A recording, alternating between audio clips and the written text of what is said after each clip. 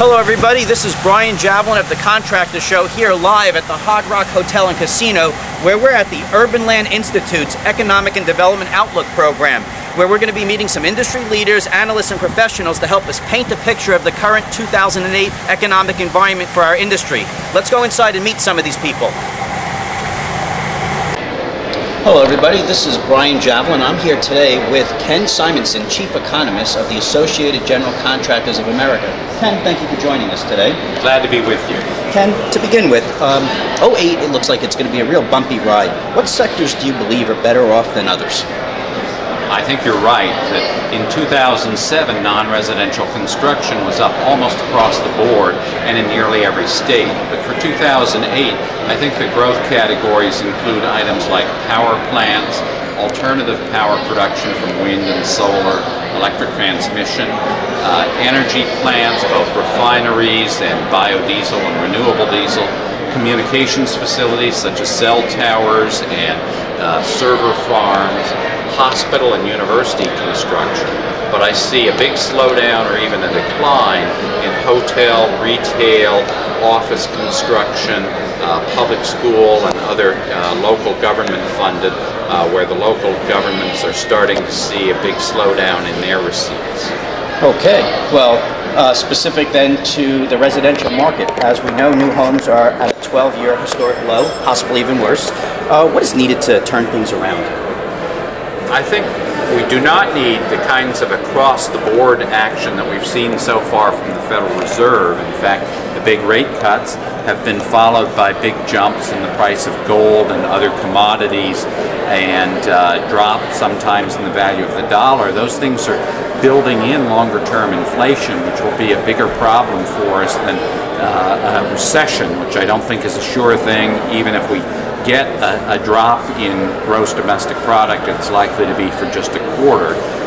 But I think the targeted kinds of actions, opening up credit for jumbo loans and for other borrowers who formerly were good quality borrowers, or the increase in the stimulus package that's being talked about now that would raise the loan limit for Freddie Mac and Fannie Mae.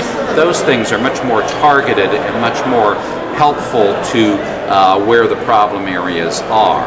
Nevertheless, I think the real problem on home building and on residential sales is right now people rightly assume the prices are going to come down further, and they don't want to be the chump who bought today when he could have waited 6 months and gotten a house for $50,000 less. And one of these days, and I wish I could tell you which one it is, actually I'd keep that information to myself, but one of these days people will say, this is really a bargain again.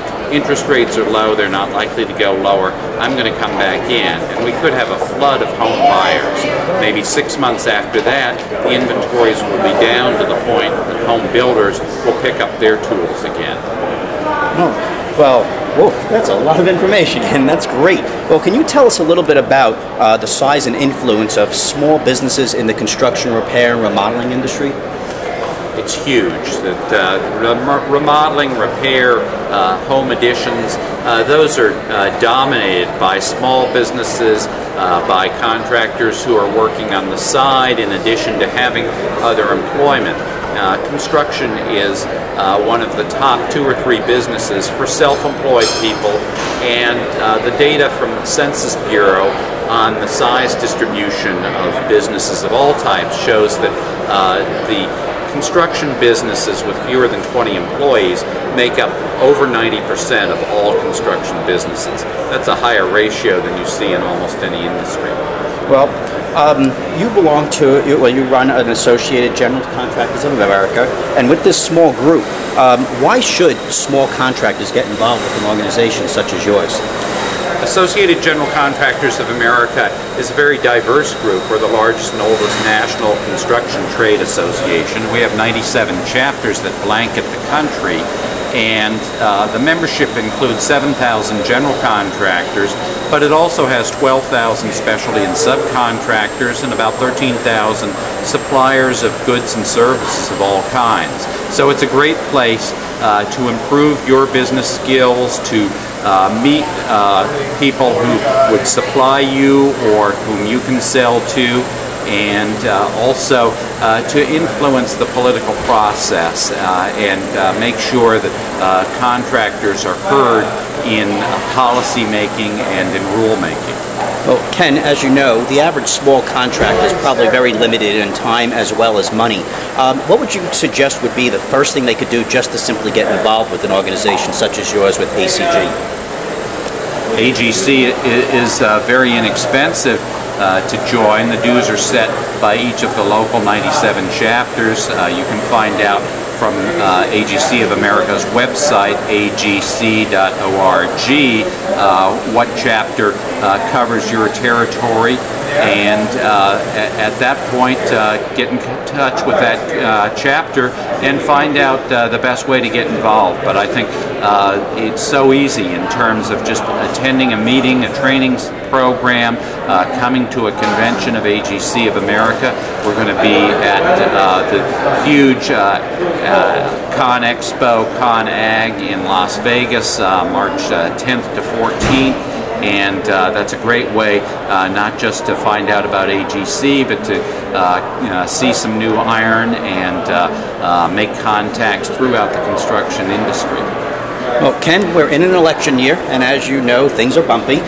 What would you ask the presidential candidates if you had one question to ask them on how they might be able to impact our industry? What would that question be? I guess I'd want to know how firmly do they believe in allowing markets to operate. I think there's a much bigger risk that government intervention is going to mess things up than the government will come to the rescue.